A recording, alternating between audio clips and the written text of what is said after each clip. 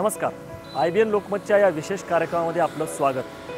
शरद पवार महाराष्ट्राचे देशाचे महत्त्वाचे नेते 75 पूर्ण करतायत. अमृत महोत्सव साजरा केला जातो. या निमित्ताने आपण वेध घेणार आहोत शरद पवार यांच्या व्यक्तिमत्त्वाचा. त्यांची जडणघडण कशी झाली, त्यांच्या व्यक्तिमत्त्वाचे काय पैलू आहेत हे आपण जाणून घेणार आहोत. पवार जरी देशभर राज्यामध्ये परदेशात फिरत असले तरी त्यांची मुख्य कर्मभूमी जी आहे ती बारामती राहिलेली आहे. या परिसरामध्येच ते वाढले. इथंच त्यांच्या सगळ्या कामाचा प्रारंभ झाला. काय आहे पवारांचं व्यक्तिमत्व, त्यांच्याबरोबर जे वावरलेले आहेत त्यांच्याकडून आपण जाणून घेणार आहोत. त्यांच्यापासून प्रेरणा घेऊन ज्या युवकांनी काम केलं त्यांच्याशी आपण बोलणार आहोत. एवढंच नाही तर त्यांचे विरोधक टीकाकार यांचं काय म्हणणं आहे त्यांच्याबद्दल हे जाणून घेणार आहोत. कारण ते फक्त एक धुरंधर धोरणी मुत्सुदी राजकीय नेते नाही आहेत, तर शेती, सहकार, शिक्षण, उद्योग, कला, संस्कृती या सर्व क्षेत्रामध्ये त्यांचा संचार आणि वावर राहिलेला आहे. महाराष्ट्रातल्या राजकारणाचं पानही त्यांच्याशिवाय हलू शकत नाही अशी त्यांची ख्याती आहे. त्यामुळे या बहुरंगी व्यक्तिमत्वाचा शोध आपण घेणार आहोत. अर्थात सुरुवात करतोय काटेवाडीपासून, जिथं ते लहानाचे मोठे झाले तिथून.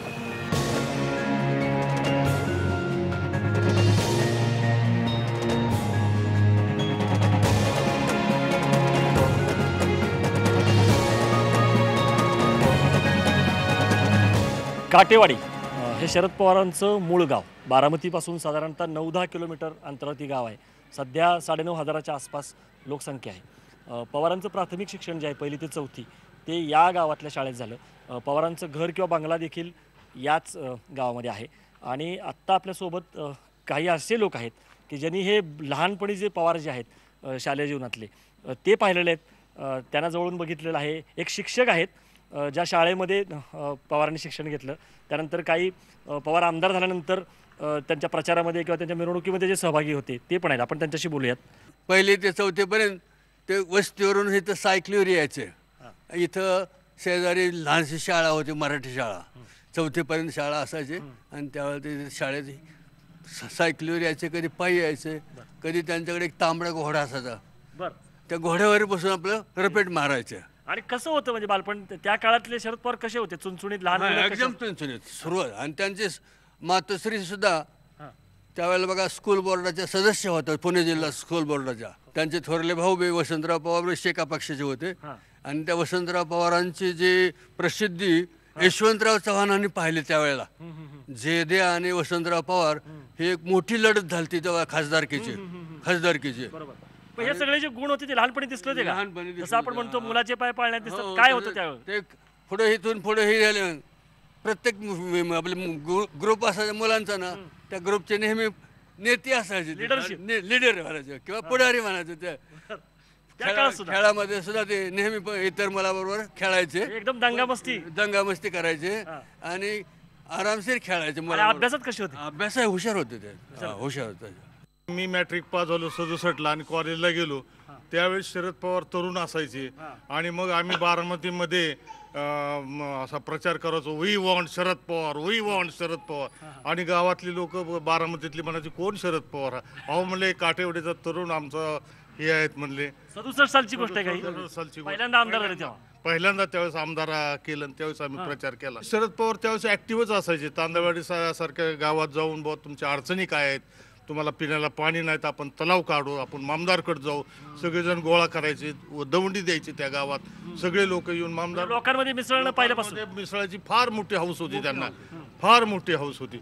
शरद पवार अशी एक व्यक्ती निघाली की सगळेजण शरद पवार की जय, शरद पवार जिंदाबाद, शरद पवार जिंदाबाद.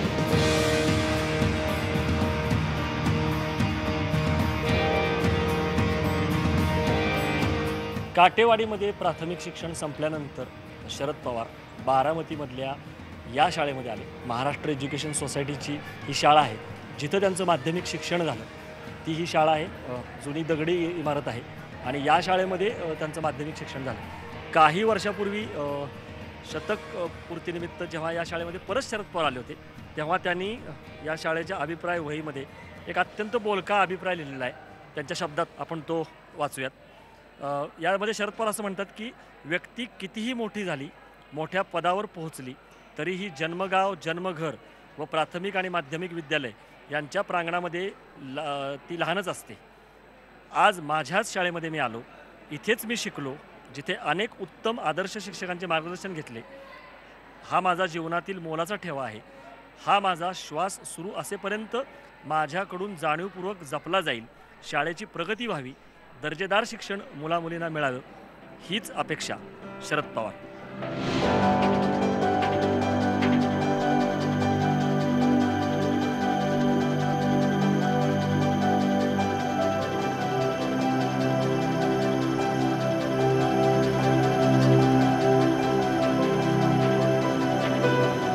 शिक्षण पूर्ण करून ते जेव्हा बारामतीमध्ये परत आले आणि त्यांच्या राजकीय पर्वाला प्रारंभ झाला, जी त्यांनी निवडणूक लढवली, प्रत्येक निवडणूक जी आहे ती या बारामतीमधल्या राम मंदिरापासून सुरुवात व्हायची. म्हणजे फॉर्म भरणं जे असेल, एक फोटोसुद्धा आहे या मंदिरामध्ये.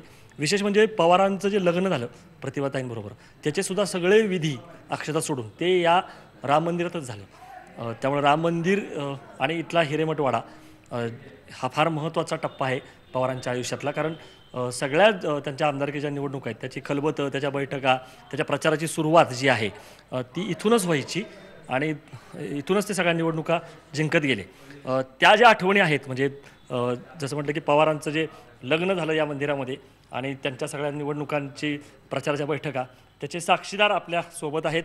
सगळे लोक यायचे त्यांच्याकडून, मामा मोहोळ, नंतर कोण यशवंतराव चव्हाण, ते सगळे यायचे. जेवण खाण त्यांचं सगळं इथं व्हायचं. मग प्रचाराला जायचे. सकाळी लवकर 9ला निघायचो, नाश्ता करून जेवायला 2ला इथं यायचो. त्यांची आई, मी, नंतर दंडवते, सुनीता ताई दाते. आणखीन कुठली कुठली निवडणूक तुम्हाला आठवते त्या काळातली? काय काय आठवते त्या काळाचा प्रचार? 68 पासून आठवते. इथं मागे गुराचा गोठा होता, तिथं स्वयंपाक, आणखीन इथं जेवणं करायची. त्यांचे कोण प्रचाराचे 100-200 लोक असतील ते त्यांचे फॉर्म लिहिणं काय ते स्लिप लिहिणं सगळं इथंच असायचं. त्यामुळं रात्रंदिवस महिना दीड महिना इथंच सगळं असायचं. लग्न सुद्धा इथंच झालं त्यांचं, ती काय आठवण? त्यांच्या हळदी बिळदी सगळं इथंच. आम्हीच हळदी बिळदी लावल्या. त्यांचं वऱ्हाड, बहिणी बिहिणी सगळं इथंच. फक्त अक्षर टाकायला तेवढं त्या शाहू हायस्कूलमध्ये गेले, बाकी काही नाही. बाकी सगळ्यांची जेवणं इथं मागं. त्यांची आई आधी 8 दिवस येऊन लाडू चिवडा करणं. आणि काय एकंदरीत व्यक्तिमत्व म्हणून, माणूस म्हणून, एक राजकारणी म्हणून तुम्ही काय सांगाल? तुम्ही जी वाटचाल बघितली त्यांची. आता राजकारणी म्हणजे महाराष्ट्रात आणखीन सबन ह्याच्यात त्यांचेच नाव आहे ना, की ते शरद पवारांचं कोण आहे, सगळे त्यांचेच सल्ले घेतात. पार मोदी सुद्धा. खरंय खरंय.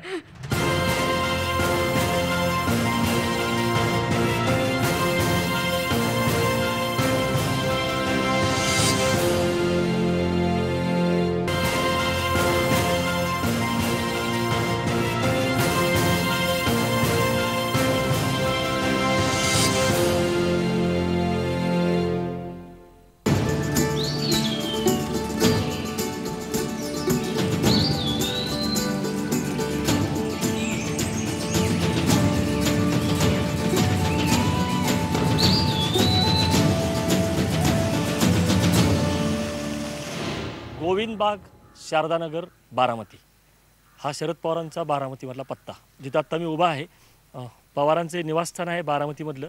म्हणजे पवार जेव्हा बारामतीच्या दौऱ्यावरती असतात तेव्हा इथल्या ते बंगल्यामध्ये राहतात. 38 एकरचा हा सगळा परिसर आहे. परंतु फक्त हे निवासस्थान नाही आहे, तर पवारांनी इथं जी शेती केलेली आहे ती देखील आपल्याला बघायला मिळते. 38 एकराचा हा सगळा परिसर आहे, जिथं 2 विहिरी आहेत, दूध व्यवसाय आहे, डेअरी आहे, त्यानंतर फळं आहेत सगळी. म्हणजे केळी, चिक्कू, पेरू, डाळिंब अशा सगळ्या फळबागांची लागवड जी आहे ती त्यांनी केलेली आहे. आणि स्वतः पवार याच्यावरती देखरेख ठेवतात, त्याची निगा घेतात. आपल्यासोबत दत्तात्रय काटे आहेत. गेली 20 वर्ष हे गोविंदबागेचं व्यवस्थापन बघतात. आपण त्यांना विचारूयात. मला सांगा, सगळ्यांना आकर्षण असतं गोविंदबाग शरद पवारांचं निवासस्थान, पण आम्ही बघतोय की सगळं बहरलेलं आहे. काय काय आहे ह्याच्यामध्ये? काय काय पवारांनी इथले शेतीमध्ये, फळबागामध्ये प्रयोग केले? साहेबांनी ही 38 एकराचा फार्म आहे साहेबांचा. त्याच्यामध्ये त्यांचं बंगले, राहण्याचं घर आणि बाकी फ्रूटमध्ये साहेबांनी प्रत्येक व्हरायटीची फळे घेतलेली आहेत. त्याच्यामध्ये केळी आहे, चिक्कू आहे, पेरू आहे, डाळिंब आहे, आवळा आहे आणि नारळ, एवढी फ्रूटमध्ये घेतलेत. आणि अधूनमधून आम्हाला व्हेजिटेबलमध्ये पण साहेब कुठला भाजीपाला घ्या हे करा, साहेब स्वतः मार्गदर्शन करतात. त्याप्रमाणे आम्ही भाजीपाल्याची पिकं पण सीझन बघून घेतो. कुठली कुठली भाजीपाल्याची पिकं सुद्धा? आजपर्यंत याच्यामध्ये आपण टोमॅटो घेतलेला आहे, वांगी घेतलेला आहे, झेंडू काढलेला आहे. आत्ता ज्येष्ठ आपल्याकडे पपई होती तैवान 786 व्हरायटीची, ती आपण रमजान महिन्यापासून त्याचं उत्पन्न आतापर्यंत घेतलं. आणि पाणी वगैरे कसं म्हणजे विहिरी आहेत, विहिरीला आम्ही पाणी बघतोय, कशा पद्धतीने इकडं म्हणजे पाण्याची व्यवस्था आहे? आता इथं सध्या गोविंदबागेत 2 विहिरी आहेत. त्या विहिरींना 2-3 वर्ष झालं पाऊस काळ तर कमीच आहे फार, म्हणजे आमच्या इकडे जो पाऊस बिलकुल नाही आहे. तर त्या विहिरींना जे काही पाणी आहे आपण पूर्ण टोटल ड्रिप इरिगेशन केलेलं आहे. त्याच्यामुळं अजूनपर्यंत ड्रिपमुळे इथलं क्षेत्र सगळं ओलित आणि दुग्ध व्यवसाय पण आहे. म्हणजे पवार नेहमी म्हणतात की शेतकऱ्यांनी जोड व्यवसाय केला पाहिजे, जोडधंदा केला पाहिजे. इथं सुद्धा ते बघायला मिळतं, डेअरी किंवा दुग्धपालन. हो बरोबर आहे. साहेबांनी आम्हाला तो डेअरी व्यवसाय इथं खोलूनच दिलेला आहे. आपल्याकडं मुरा हरियाणा पैदास केंद्राच्या मुरा जातीच्या म्हशी आहेत, 40-50 म्हशी आहेत त्याची पिल्लं वगैरे धरून. आणि त्याच्यासाठी आपण 7 एकर क्षेत्र चाऱ्यासाठी ठेवलेलं आहे. त्याच्यात आपण मका, नेपेर गवत असेल, मेथी घास असेल, कडवळ असेल, अशी इतर चाऱ्यासाठी आपण पिकं घेतो. आणि डेअरीमध्ये जी म्हशी आहेत त्याचं आता सध्या एक म्हैस साधारण 2 टायमाचं सकाळ संध्याकाळ मिळून 15 लिटर दूध मिळतं एका म्हशीपासून. आजची परिस्थिती सांगितली तर आता सध्या आमच्या 17 म्हशी दुधावर आहेत. साधारण 160 ते 80 लिटरपर्यंत रोजचं कलेक्शन. पवारांची स्वतःची देखरेख असते, निगा असते, कारण खूप वेगवेगळे पाहुणे जेव्हा येतात ते सुद्धा बघायला मिळतं की सगळं बघून थक्क होतात हे सगळं. तर काय असतो पवारांचा संवाद? तुम्ही जसं म्हणाला की ते आम्हाला नेहमी सूचना करतात, टिप्स देतात, काय असतं ते? साहेब इथं असली तर निश्चितच सगळ्या शेतीला साहेब फेरफटका मारतात. प्रत्येक जातीने साहेब प्रत्येक पिकाची पाहणी करतात, डेअरीत जातात, तिथल्या जनावरांची पाहणी करतात. आणि एवढंच नाही, पण साहेबांना जर कुठं निदर्शनाला कुठल्या प्लॉटमध्ये, आता केळीचा प्लॉट उदाहरणार्थ, तिथं निदर्शनाला साहेबांना डिफिशियन्सी म्हणा किंवा केळीचा प्लॉट बाबा पिवळा पडला आहे, ते पिकं बरोबर दिसत नाही, मग साहेब लगेच आम्हाला विचारतात की मला त्या प्लॉटमध्ये डिफिशियन्सी जाणवली, त्याला मायक्रोन्यूट्रियनचे स्प्रे द्या किंवा ड्रिपमधून मायक्रोन्यूट्रियन सोडा, काहीतरी कमी पडतंय असं साहेब सूचना करतात.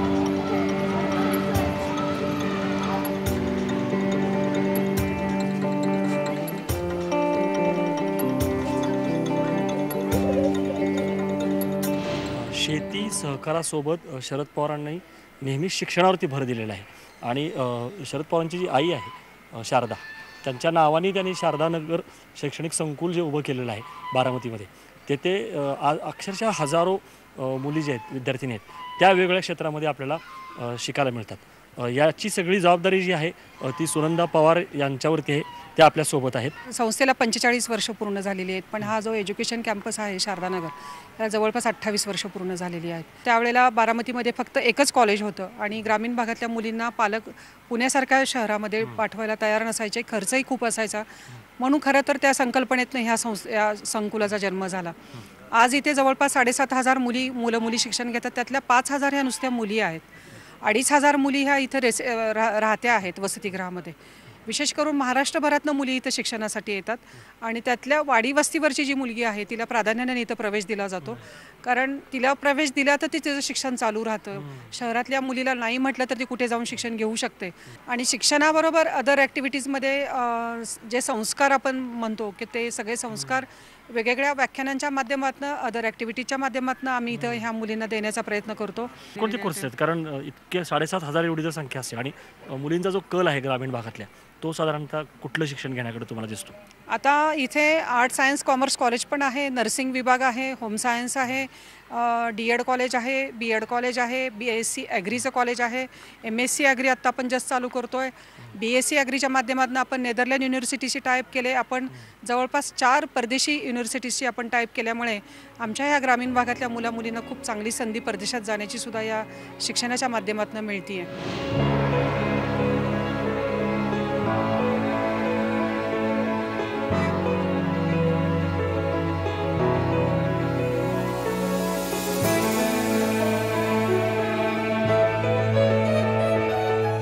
एकोणीसशे 72 साली महाराष्ट्रामध्ये जेव्हा दुष्काळ पडला होता तेव्हा अप्पासाहेब पवार यांनी ॲग्रिकल्चर डेव्हलपमेंट ट्रस्ट स्थापन केला आणि मोठं काम केलं होतं.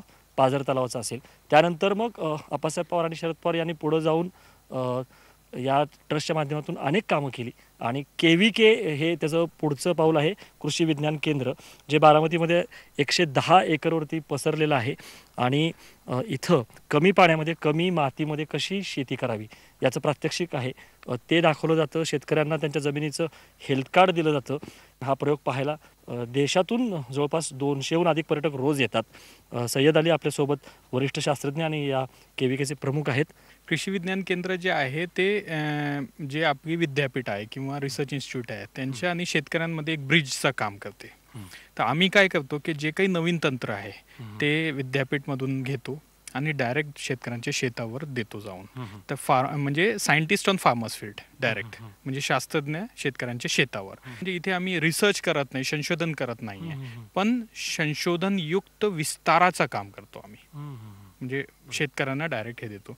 त्याच्यामध्ये इथे आमच्याकडे सर्व प्रकारचे डेमॉन्स्ट्रेशन युनिट्स आहेत. त्याच्यामध्ये जैविक प्रयोगशाळा आहे. जैविक प्रयोगशाळामध्ये आम्ही जैविक खतं व जैविक कीटकनाशकाची निर्मिती करतो आणि शेतकऱ्यांना न नफा न तोटा या बेसिसवर त्यांना पुरवठा करतो. त्याच पद्धतीने माती, पाणी आणि देठ परीक्षण प्रयोगशाळा आहे. त्यात मातीचा नमुना आम्ही टेस्ट करून जे आरोग्य पत्रिका आहे ते जवळपास 10,000 आरोग्य पत्रिका आता आपण तयार केली आणि शेतकऱ्यांना ते देणार आहोत. त्याचबरोबर इथे म्हणजे फक्त शेती नाही तर शेतीयुक्त इतर उद्योग जसं डेअरी आहे, शेळी आहे, मेंढी पालन आहे, कोंबड्या आहे, त्याच्यानंतर मासेपालन आहे. मासेपालन आज आपण बघतायत की एवढे मोठ्या प्रमाणावर शेततळ झाले, पण शेततळाचा उपयोग फक्त कशासाठी होतो? फक्त पाणी साठवण्यासाठी होतं. पण आपण इथे काय केलं की प्रयोग केला आहे. प्रयोग म्हणजे डेमॉन्स्ट्रेशन. त्याच्यामध्ये आपण मासे जे आहे त्यांचे स्पॉन म्हणतो आपण किंवा फिंगर अंडी, ते अंडी म्हणजे हॅचरी आहे इथे आणि हॅचरी पुढच्या अजून 3 महिन्यात तयार होणार आहे आणि आपण मासेची अंडी पुरवठा करणार आहे. त्याचबरोबर एक केज कल्चर म्हणून असते, म्हणजे याच्यामध्ये शेततळामध्ये केज टाकायचं आणि त्याच्यामध्ये 9 महिन्यामध्ये तुम्ही मासे उत्पादन म्हणजे 3 ते 3,500 किलोपर्यंत आपण तयार करू शकतो. या MIDCमध्ये विविध उद्योग आहेत. त्याचा एक महत्त्वाचा भाग म्हणजे टेक्स्टाईल पार्क. जवळपास 60 एकरवरती एक टेक्स्टाईल पार्क पसरलेला आहे आणि याचं वैशिष्ट्य म्हणजे वेगवेगळ्या 20 कंपन्यांची फॅक्टरी युनिट्स जी आहेत ती इथं आहेत. अत्यंत नामवंत ब्रँड आहेत, ज्यांचे कपडे किंवा ज्यांचे प्रॉडक्ट्स आहेत ते सगळ्या मॉलमध्ये, म्हणजे आपण म्हणू सेंट्रल मॉल असेल, बिग बाजार, या सगळ्या याच्यामध्ये लहान मुलांचे कपडे असतात. कॉटन किंगसारखा ब्रँड आहे आणि विशेष म्हणजे 70% इथं महिला कामगार आहेत. आत्ता जसं आपण बघतोय की मोठ्या संख्येने महिला ज्या आहेत त्यांना रोजगार मिळालेला आहे. नेमकं काय हे मॉडेल आहे टेक्स्टाईल पार्कचं? आपल्यासोबत याचे जे CEO आहेत मोहम्मद शफीक संकेश्वरकर, ते आहेत आपल्यासोबत. सुरुवातीला 25 पार्क झाले, त्यामध्ये बारामतीचा पार्क नव्हता. शेवटच्या क्षणी हा बारामतीचा पार्क आला आणि 25 पैकी 26वा पार्क म्हणून स्पेशल केस म्हणून 1.5 वर्षानंतर याला मंजुरी मिळाली. आणि अगदी अभिमानानं आम्हाला सांगावंसं वाटतं की 1.5 वर्षानंतर चालू करून सुद्धा पहिली कॉटन पिकिंगची फॅक्टरी आम्ही 11 महिन्याच्या रेकॉर्डेड पिरियडमध्ये सुरू केली. आसपासच्या म्हणजे 15 ते 20 किलोमीटरच्या या याच्यामधून येणाऱ्या या सगळ्या महिला आहेत.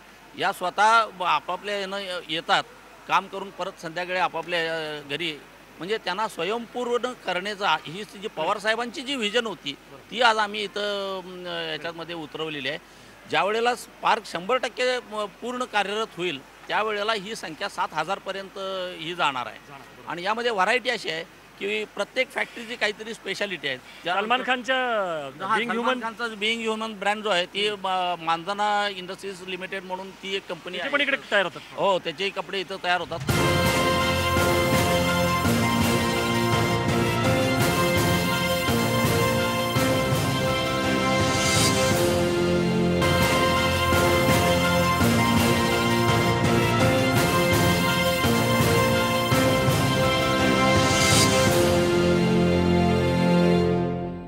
इतकं त्यांच्याकडे ज्ञान आणि इतका साठा आहे, इतकं हे आहे आणि इतका उत्साह आहे.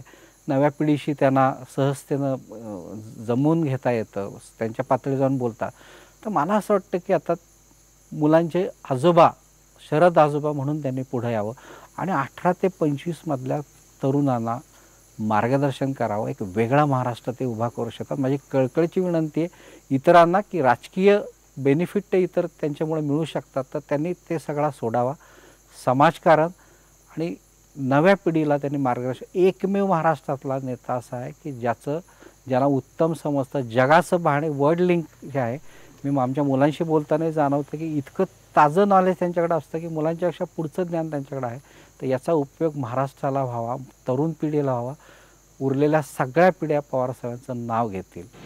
व्यक्तिगत वाद असायचं काही कारणच नाही, परंतु तरीसुद्धा पवारसाहेब हे महाराष्ट्रातले एक ज्येष्ठ नेते आहेत. ग्रामीण भागातला एक अतिशय बारकाईनं त्यांचा अभ्यास असतो. अनेक बारकावे त्यांना माहीत आहेत. महाराष्ट्र त्यांना खडानखडा माहीत आहे. आणि सगळ्यात महत्त्वाची गोष्ट म्हणजे कुठली गोष्ट किती ताणावी आणि किती ताणू नये याचंही त्यांना भान आहे. एक राजकारणी म्हणून त्याच्याबद्दल मला नेहमीच आदर वाटतो. परंतु दुर्दैवानं ह्याचा उपयोग माझ्या ग्रामीण भागातल्या शेतकऱ्यांच्यासाठी झाला नाही, म्हणून मी त्यांच्या विरोधात असतो. आमच्या या मित्रांना मी फार जवळून पाहतो. त्याच्यात जातीवाद नाही, व्यवहारवाद आहे. त्याच्यानंतर दुसऱ्याला आदर करण्याची प्रवृत्ती आहे. चंद्रशेखरना, SM जोशींना ते खूप आदर करायचे. परंतु कोणती तत्त्व कोणत्या वेळेला घ्यायची आणि कोणती वेळ कोणत्या वेळेला बाजूला ठेवायची याची कला त्यांनी आत्मसात केली. आणि दुसरा एक भाग असा आला की आमचा त्याच्यावर वाद व्हायचा की राजकारणामध्ये आपण उद्या कसे वागू हे आज कळलं पाहिजे का लोकांना. तर आम्ही असं म्हणायचो की एवढा मोठा देश आहे, इथे प्रतिमेवर चालतं, कारण आपण किती लोकांना भेटणार, हा लहान देश नाही. तर आपल्याबद्दल लोकांनाही वाटलं पाहिजे हे अमुक परिस्थितीत कसे वागतील. आणि प्रिडिक्टॅबिलिटी त्याला म्हणतात. म्हणजे तुम्ही घरी नसला महिनाभर तरी बायकोला माहीत असलं पाहिजे की एक महिनाभर काय उद्योग करीत असणार, नाहीतर नातं राहत नाही. म्हणून जनतेशी नातं ठेवायला प्रिडिक्टेबिलिटी पाहिजे. आणि शरद पवार अगदी उलटं म्हणत होते की आपण उद्या काय करणार हे लोकांना आधी कळलं तर राजकारणच करता येणार नाही. म्हणून सतत लोकांना काय करतील साहेब हे ठेवायचं, असं अंधारात ठेवायचं. पण हे करता करता ते वाढत गेले. ते त्यांची स्ट्रेंथ पण आहे. पण त्याचमुळे पंतप्रधानपद देताना लोक एकदम सिरियस होतात की पंतप्रधान हा कसा वागेल, कारण त्याच्या हातामध्ये जवळजवळ म्हणजे एखाद्या बादशापेक्षा जास्त सत्ता देऊन आपण त्याच्या हातात भवितव्य सोपवतो. तर ते काही त्यांना जमलं नाही, ते हुकलं त्यांचं. ते त्यांचं कदाचित शल्य असेल त्यांच्या मनात असं वाटतं.